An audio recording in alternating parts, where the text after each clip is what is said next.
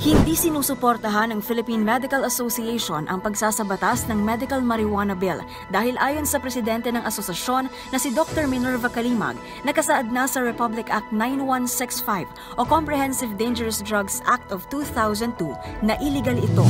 Kasi ang ginawa lang naman sa United Nations na Office of yung Drugs and Crime, ini-reschedule siya, no? From Schedule 4, yung mataas na talagang very addictive, na ito, inaano nila na pwedeng merong gamit, no, sa medisina. Opo. Bilang medisina. Subalit, ang pag sinabi natin ganyan, hindi natin alam kung paano siya maaabuso. No? Mm-hmm.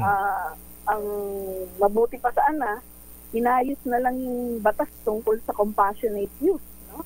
Oh. Na para nang sa ganon, magkaroon siya ng avenue para magamit. Dagdag pa ni Dr. Kalimag, maliit o limitado lamang daw ang sakit na nagagamot ng medical cannabis o marijuana para ito'y mapagbigyan na magamit para sa medical na rason.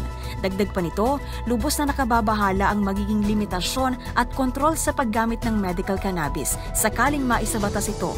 Bukod pa rito, delikado rin daw ang magiging epekto nito sa kabataan dahil tatatakaan niya sa kanilang isipan na legal na ang paggamit ng medical marijuana. Paglilinaw pa ng doktor, hindi raw tina-target ng medical cannabis ang sakit na maaaring maramdaman ng tao. Ang medical cannabis kasi nawawala yung iyong tawag mo dito? Kumbaga, hindi niya talaga ina-atake yung pain.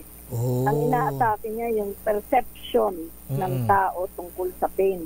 Sabihin kung halimbawa may pain dyan, pero hindi yan yung naaapektuhan na parte ng gamot na marijuana, kundi yung perception.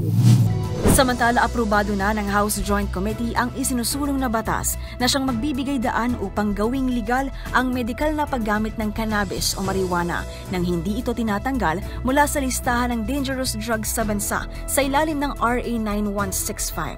Sa hearing ay sinangayunan ng Committees on Dangerous Drugs and Health ang isang substitute measure na siyang consolidation ng 10 health bills. Mula sa kauna-unahan sa Pilipinas, DZRH, ito si Pamela Adriano. Tuloy-tuloy sa pagbabalita, tuloy-tuloy sa serbisyo. Sama-sama tayo, Pilipino.